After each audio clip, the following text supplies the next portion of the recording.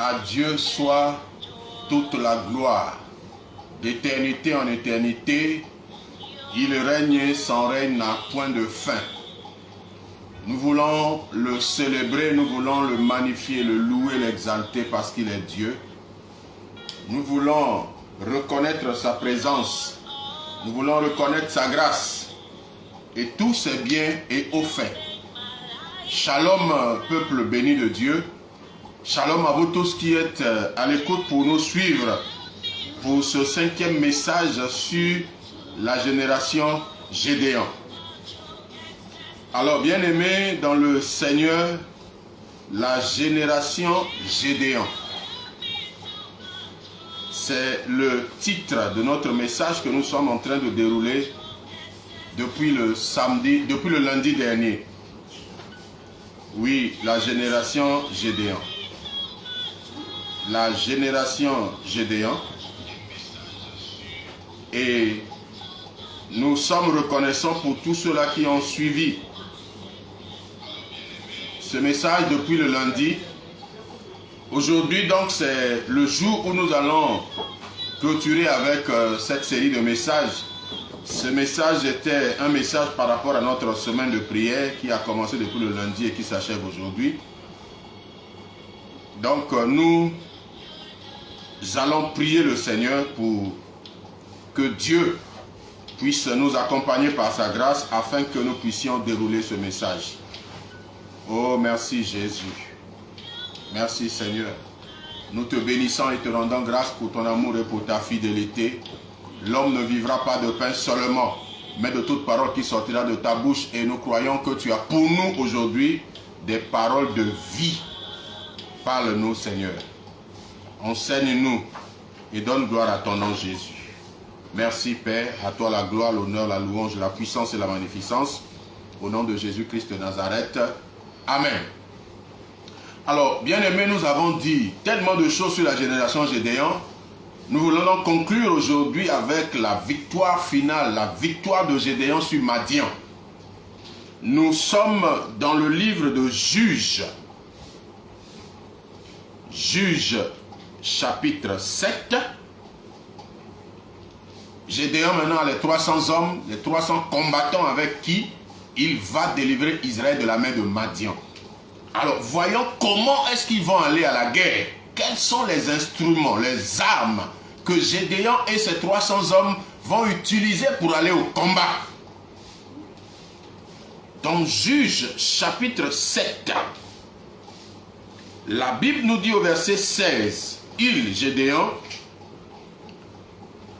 divisa en 3 corps les 300 hommes, et il leur remit à tous des trompettes et des cruches vides, avec des flambeaux dans les cruches. » Donc les 300 hommes qui devaient aller combattre Madian, ils avaient dans une main une trompette, et ils avaient dans l'autre main des cruches vides, et dans ces cruches, il y avait des flambeaux. Et il leur dit, « Vous me regarderez et vous ferez comme moi. Dès que j'aborderai le camp, vous ferez ce que je ferai. Quand je sonnerai de la trompette, et tous ceux qui seront avec moi, vous sonnerez aussi de la trompette tout autour du camp, et vous direz, pour l'Éternel et pour Gédéon. » Verset 20. Les 3 corps sonnèrent de la trompette et brisèrent les cruches. Ils saisirent de la main gauche les flambeaux et de la main droite les trompettes pour sonner. Ils s'écrièrent, épée pour l'Éternel, épée pour Gédéon. Bien-aimés, les combattants de Gédéon, ils avaient des armes spéciales. La Bible dit qu'ils avaient 2 types d'armes. Des gens qui vont au combat, ils avaient à la main gauche des trompettes. Ils avaient à la main gauche des flambeaux et dans la main droite des trompettes. Donc leurs armes de combat étaient des flambeaux et des trompettes. C'est une armée spéciale.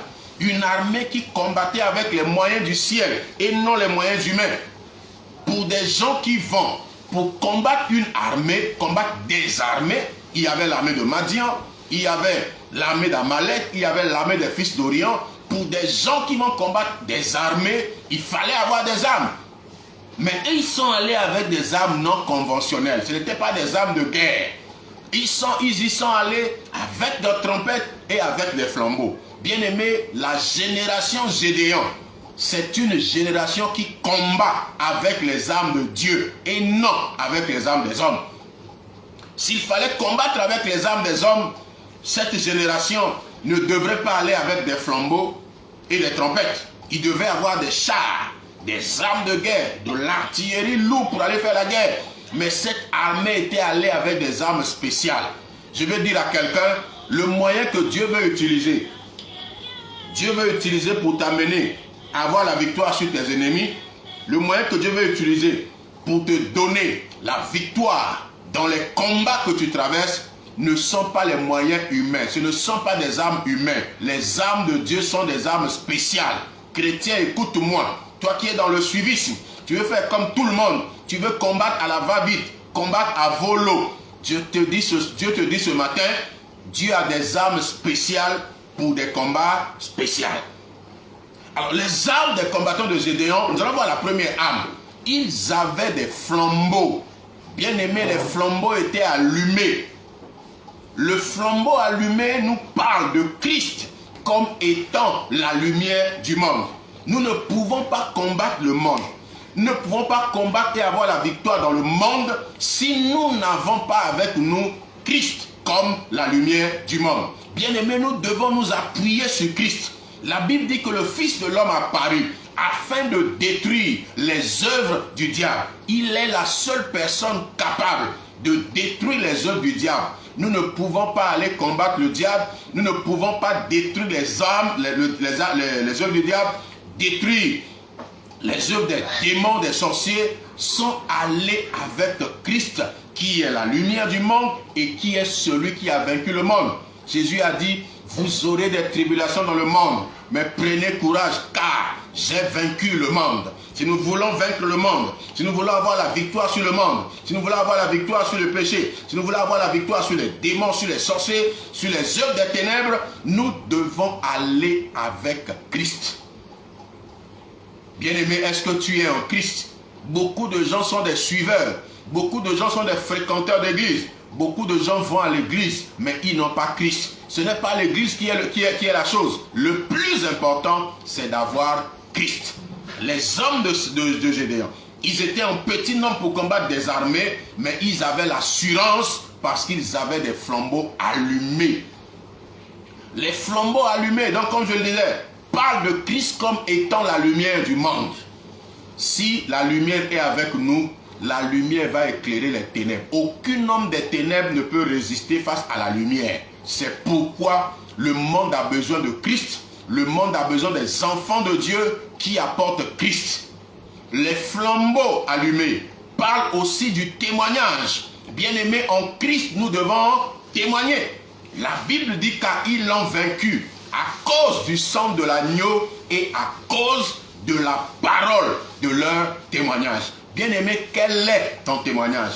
Tu crois en Jésus, tu as la foi, mais qu'est-ce que ta foi témoigne? Qu'est-ce que la foi dit? La foi doit parler. Bien-aimé, ces gens avaient présenté Christ comme la lumière du monde, mais ils avaient aussi le témoignage de Christ. Bien-aimé, le témoignage de Christ, c'est aussi l'esprit de la prophétie. Comme l'a dit le prophète à l'apôtre Jean dans le livre d'Apocalypse, il lui dit, je suis ton compagnon d'œuvre et celui de tes frères.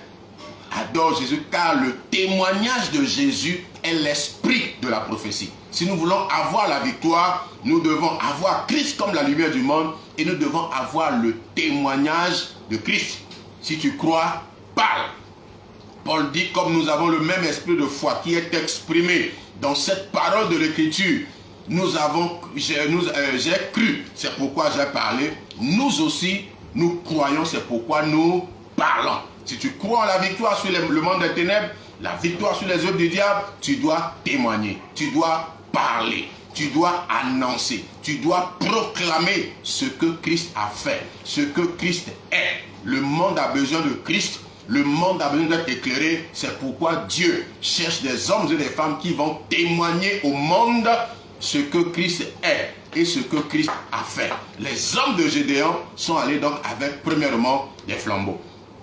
Leur deuxième arme, c'était les trompettes. Ils ont sonné les trompettes. Et ça, c'est prophétique. Les trompettes. La trompette, à la base, était un instrument de musique. Donc, quand nous parlons des trompettes, nous voyons les trompettes, on peut déjà faire allusion à la louange. Les gens sont allés avec Christ et son témoignage, mais ils sont aussi allés avec des louanges, des célébrations en l'honneur de Dieu. C'était une habitude en Israël, quand nous lisons 2 Chroniques 20. Avec le roi Josaphat, quand le peuple allait pour combattre, la Bible dit, le peuple chantait. D'un commun accord, ils ont établi des chantres, et au moment où l'on commença les louanges et les chants, Dieu a commencé à donner la victoire sur le peuple de Josaphat, le peuple de Juda, sur ses ennemis. La louange, c'est vanter les mérites de Dieu. La louange, c'est dire ce que Dieu est capable de faire. Ces hommes étaient en train de dire, notre Dieu est capable de nous donner la victoire sur Madian. Notre Dieu est capable de nous délivrer de la main de Madian. Notre Dieu est capable, il le fera. Nous aurons la victoire, nous triompherons. Bien-aimés, il faut que le peuple de Dieu apprenne à aller au combat, à aller affronter Madian, à aller affronter Amalek avec des cris de joie, avec des louanges, avec des célébrations en l'honneur de notre Dieu. Bien-aimés, célébrons Dieu, louons Dieu, car la Bible dit, tous ceux qui chantent et dansent ces cris, toutes nos sources sont en toi. Si nous chantons et célébrons Dieu, nous trouverons en Dieu des sources. Et Dieu nous donnera des ressources pour pouvoir accomplir des choses extraordinaires. Louons l'Éternel, célébrons-le, magnifions-le, exaltons-le. C'est aussi une arme de combat. Les gens de Gédéon, les hommes de Gédéon étaient allés avec des louanges, étaient allés avec des célébrations. Ils ont chanté, ils ont sonné les trompettes, ils étaient en train de chanter, ils étaient en train de danser, ils étaient en train de célébrer, ils étaient en train de louer le grand Dieu, le Dieu de la victoire. Ils étaient peu nombreux, 300 hommes contre des armées, mais ils avaient la confiance en leur Dieu, que Dieu était capable de le faire. Malgré leur nombre qui était minoritaire, ce peuple était en train de célébrer Dieu. Ce peuple était dans les louanges parce qu'il connaît la valeur de Dieu et connaît ce dont leur Dieu est capable de faire. Mon frère, ma soeur, est-ce que tu connais ce dont ton Dieu est capable de faire? Dans les moments difficiles, est-ce que tu connais ce que ton Dieu est capable de faire quand tout va mal? Est-ce que tu es capable de... Est-ce que tu sais ce que ton Dieu est capable de faire dans les moments les plus troubles de ta vie?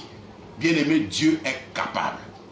Il est le Dieu de l'impossible. La Bible dit que ce qui est impossible aux hommes est possible à Dieu. Nous adorons le Dieu de toute possibilité. C'est pourquoi nous devons lui faire confiance. Parce que tout est possible avec lui. Et c'est pourquoi nous devons le louer.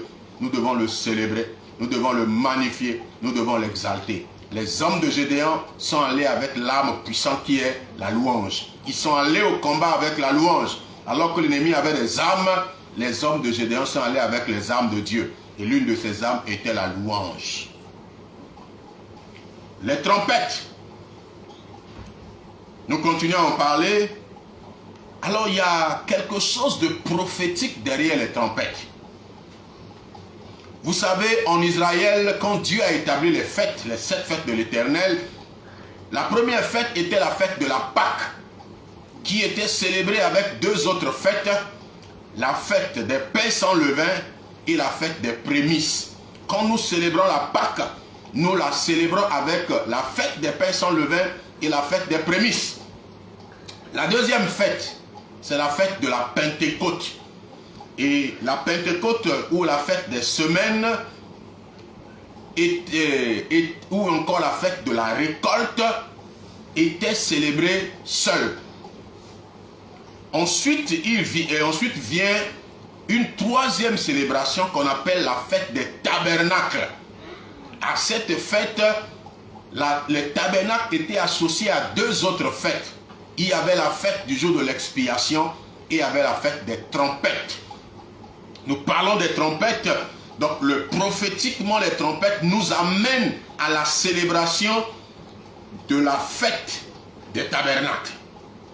Bien-aimés dans le Seigneur, ce que beaucoup de gens ne savent pas, l'Église où le salut de l'humanité a été possible grâce à l'œuvre que Jésus a accomplie pendant la période pascale. Nous pouvons dire que prophétiquement, la fête de la Pâque s'est accomplie avec la crucifixion de Jésus.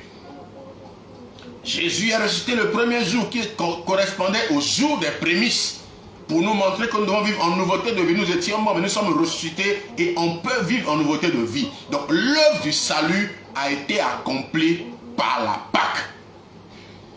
Alors la Pentecôte, dans Acte 2, la Bible nous dit que dans le jour de Pentecôte, pendant qu'ils étaient tous réunis, le Saint-Esprit se répandit sur eux. Les 120 ont été remplis du Saint-Esprit. La Pentecôte, depuis lors, est devenue la fête du Saint-Esprit. Le Saint-Esprit est venu ainsi pour établir l'Église. Et dans Acte 2, l'Église a été établie. L'Église dont Jésus a dit, je bâtirai, l'Église a commencé à partir de Acte chapitre 2. Donc la Pentecôte est la fête de l'instauration de l'Église. La fête du règne du Saint-Esprit. Mais la fête qui ne s'est pas encore accomplie prophétiquement, c'est la fête des tabernacles. Alors, dans la compréhension juive, quand la Bible dit, quand on dit personne ne connaît ni le jour ni l'heure, c'est parce que pour célébrer la fête des tabernacles, il fallait attendre la nouvelle lune. Et quand la nouvelle lune paraissait, c'est alors qu'on sonnait la trompette et le peuple savait que maintenant la fête des tabernacles a commencé. Il n'y avait pas un jour bien défini. On connaissait à peu près la période, mais il fallait attendre que la nouvelle lune se lève. Et quand la nouvelle lune se lève, on sonne les trompettes et le peuple sait que la fête a commencé. Bien aimé, prophétiquement, si on doit suivre le cours normal de l'Église, l'Église a été établie, l'œuvre du salut a été opérée par la Pâque. L'Église a été établie par la Pentecôte. En réalité, quand la Bible dit, quand Jésus reviendra au son de la trompette, la Bible parle de la fête des tabernacles. Donc quand nous parlons des trompettes, nous voyons aussi le retour de Jésus. Bien aimé, une chose est de combattre le diable sur la terre. Une chose est de détruire les œuvres de Satan. Mais une autre chose est de se préparer pour le retour de Jésus. La génération Gédéon est une génération qui a les trompettes en main. Est une génération qui sonne les trompettes pour donner l'alerte au peuple pour dire attention, Jésus revient bientôt. Les trompettes parlent du retour de Jésus. Bien aimé, nous ne devons pas oublier cela. Quand nous combattons Satan dans notre vie sur terre, quand nous faisons des exploits, n'oublions pas que le but final est que Jésus revient bientôt. Ne combattons pas sur la terre pour rater le ciel. Ne soyons pas bénis seulement sur la terre pour rater le ciel. Que tout ce que nous avons, que tout ce que nous faisons sur la terre, nous devons avoir comme but que Jésus revient bientôt. Et les trompettes nous rappellent le retour de Jésus. La génération Gédéon était prête pour le retour du Seigneur. Bien-aimés,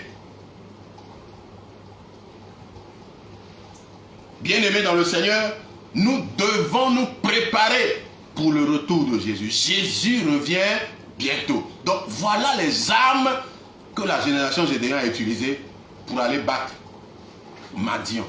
Madian a été battu. Madian a été battu et vaincu. Madian vaincu, nous sommes dans Juge chapitre 8, le verset 26. La Bible dit, verset 26, Juge chapitre 8, le verset 28. La Bible dit, Madian fut humilié devant les enfants d'Israël et il ne leva plus la tête et le pays fut en repos pendant 40 ans durant la vie de Gédéon. Waouh! La génération Gédéon est une génération qui humilie Madian. Une génération qui apporte l'humiliation aux ennemis. Bien-aimé, avec qui es-tu en train de combattre? Quel est l'ennemi que tu combats? La génération Gédéon humilie ses ennemis. Que tout ennemi devant toi soit humilié au nom de Jésus. Tout ennemi qui te combat, tout ennemi qui te mène la vie dure, je déclare que cet ennemi connaîtra l'humiliation au nom puissant de Jésus-Christ de Nazareth. Madian a été humilié. 300 hommes avec des flambeaux et des trompettes ont humilié des armées parce que Dieu était avec ces 300 hommes. La génération Gédéon amène l'humiliation dans le camp de l'ennemi. Je dis bien l'humiliation. Bien-aimé, toi qui pleures, toi qui cries, toi qui combats, toi qui as suivi ces enseignements, je prie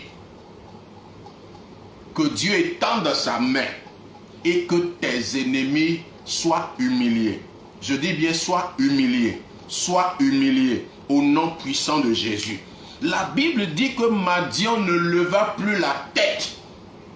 Ça, c'est la bonne nouvelle. La génération Gédéon met un terme à la carrière des Madianites. Que tout poursuivant têtu, que tout sorcier qui a reçu une mission sur ta vie, par toi, sa carrière va prendre fin. Dieu mettra fin à sa carrière par toi. Je le déclare au nom de Jésus. Je le déclare au nom de Jésus. Madian n'a plus jamais levé la tête. Ton ennemi ne lèvera plus jamais la tête contre toi. Je déclare et prophétise qu'il en soit ainsi au nom de Jésus. Et le pays fut dans le repos pendant 40 ans. Et ce n'est pas anodin que la Bible parle de 40 ans. Et bibliquement parlant, le chiffre 40 parle d'une génération. Une génération dure 40 ans. Dans d'autres versions, on parle de 38 ans. Mais 38, 40 parle d'une génération. Donc, pendant toute la génération Gédéon, Israël était dans le repos. Jésus dit, venez à moi, vous tous qui êtes fatigués et chargés, et je vous donnerai du repos. La génération Gédéon est une génération qui apporte le repos. La génération Gédéon est une génération qui apporte le repos, qui apporte la paix. Bien aimé, là où il n'y a pas de repos, je déclare que le repos de Dieu vienne. Que le repos de Dieu, recevez le repos de Dieu. Toi qui es fatigué, toi qui es chargé, toi qui cours sans savoir par où tu cours, toi qui t'efforces, tu te bats, tu t'échines, mais dont les résultats ne sont pas là. Je prie pour toi, mon Dieu te décharge et il te donne du repos au nom puissant de Jésus. Toi qui es malade, en train de souffrir, dans un hôpital, sur un lit d'hôpital, et qui me reçoit en ce moment, je déclare sur toi au nom de Jésus. Mon Dieu te décharge de tout fardeau. Il te décharge de la maladie et il t'accorde le repos. Recevez le repos au nom de Jésus. Je dis recevez le repos au nom de Jésus. Vous qui êtes accablés de dettes. Oui, le Saint-Esprit parle de toi. Toi qui es accablé de dettes et tu ne sais pas comment t'en sortir. Je t'apporte la bonne nouvelle ce matin. Mon Dieu te décharge des dettes. Mon Dieu brise le joug des dettes qui pèsent sur toi. Il te libère et il te donne du repos. Reçois le repos de Dieu au nom puissant de Jésus-Christ de Nazareth. Toi qui es là, tu ne sais pas de quoi sera fait le lendemain. Toi qui ne connais pas comment les choses vont se passer pour toi demain. Toi qui es là désespéré. Toi qui es là démotivé. Je viens avec la bonne nouvelle ce matin. Dieu te décharge. Dieu te remotive. Il te donne le repos. Reçois le repos de Dieu. Reçois le repos de Dieu. Reçois le repos de Dieu. Reçois le repos de Dieu. Recevez, recevez, recevez le repos de Dieu. Le repos pour vos âmes et le repos pour vos vies. Que vos vies soient dans le repos. Madian signifie querelle. Toi, chez qui il y a toujours querelle. Il y a toujours palabre. Il y a toujours quelque chose qui ne va pas et qui amène des problèmes dans ta vie, dans ta maison, dans ta famille. Ce matin, je viens de déclarer sur ta vie que les problèmes ont pris fin. Parce que Madian a été humilié, je déclare que les problèmes sont humiliés. Maintenant, tu vivras en paix. Reçois le repos de Dieu. Reçois le repos de Dieu. Reçois le repos de Dieu. Femme qui vit dans un foyer à querelle, foyer à palabre, foyer toujours avec des problèmes. Tu n'as pas de repos. Mon Dieu te donne le repos. Reçois le repos de Dieu au nom de Jésus. Je dis reçois, reçois, reçois, reçois. Reçois le repos de Dieu. Dieu te donne le repos aujourd'hui. La génération Madian a donné le repos à tout le peuple de Dieu. La génération Gédéon a donné le repos à tout le peuple d'Israël. Tout Israël. Israël, le peuple de Dieu qui était dans la tourmente à cause de Madian. Israël qui était malheureux à cause de Madian, a dit la Bible. Juge chapitre 6, au début. Mais ce peuple a eu le repos de toutes parts. Ce peuple a eu le repos parce qu'il y avait quelqu'un qui s'appelait Gédéon. Parce qu'il y a eu la génération Gédéon pour apporter la paix au peuple. Recevez la paix. Recevez le repos de Dieu. Je dis recevez la paix et recevez le repos de Dieu. Alors, bien-aimés dans le Seigneur, pour finir donc notre série de messages sur la génération Gédéon, permettez-moi de revenir sur un élément important qui est, à mon sens, l'élément déclencheur de ce que la génération Gédéon a fait. Ce que Gédéon a accompli a commencé par quelque chose. Et cette chose, c'est le Réma. Bien-aimés, vous pouvez tout oublier de cette série d'enseignements. Vous pouvez tout oublier de ces messages. Mais ce que vous devez retenir est que si vous voulez faire des exploits, si vous voulez être l'homme de la situation, si vous voulez être l'instrument que Dieu va utiliser, vous avez besoin dans votre vie de ce qu'on appelle le Réma. Dieu doit vous parler de manière claire. Dieu doit vous orienter avec un message précis sur ce que vous allez faire pour lui. Et ce message précis, c'est ça qu'on appelle le Réma. Le Réma, c'est la parole solution. Le Réma, c'est la parole que Dieu envoie par rapport à une situation bien précise. Le Réma ne vient pas en vain. Le Réma vient pour accomplir la volonté de Dieu. La Bible dit, la parole de Dieu ne retourne pas à Dieu sans avoir accompli ce pourquoi elle a été envoyée. Cette parole-là, c'est le Réma. Quand le Réma sort de la bouche de Dieu, le Réma doit accomplir ce pourquoi il est venu avant que le Réma ne retourne à Dieu. Chrétien, tu as besoin du Réma. Tu as besoin du Réma. Pourquoi tu as besoin du Réma? Parce que le Réma apporte la solution. Et comment avoir le Réma? Voici deux, trois choses pour recevoir le Réma. La première chose, c'est la séparation ou la mise à part. Quand le peuple a prié, le reste du peuple était dans la ville. Mais Gédéon s'était mis à part. Il s'était séparé du reste du peuple. Il s'est mis à part et était sur le térébinthe d'Ophra. C'est lui qui a reçu le Réma. Le Réma, c'est pour des gens mis à part. Des gens consacrés, des gens saints. Le mot saint de la Bible signifie séparer, mettre à part, consacrer, briller. Le Réma, c'est pour des gens mis à part. Bien-aimé, tu dois te mettre à part. Deuxième chose, le Réma, c'est pour des gens actifs.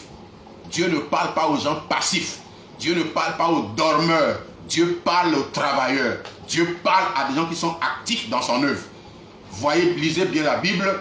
Tous ceux-là qui ont rencontré Dieu pour entrer dans une nouvelle dimension de leur vie, ces gens étaient actifs.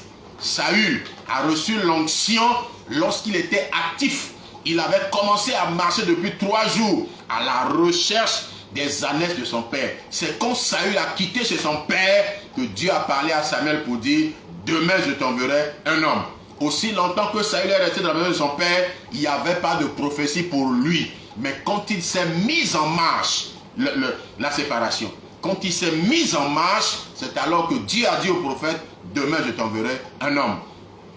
Quand le même prophète Samuel est allé dans la maison d'Isaïe, le père de David, les fils d'Isaïe étaient à la maison, inactifs.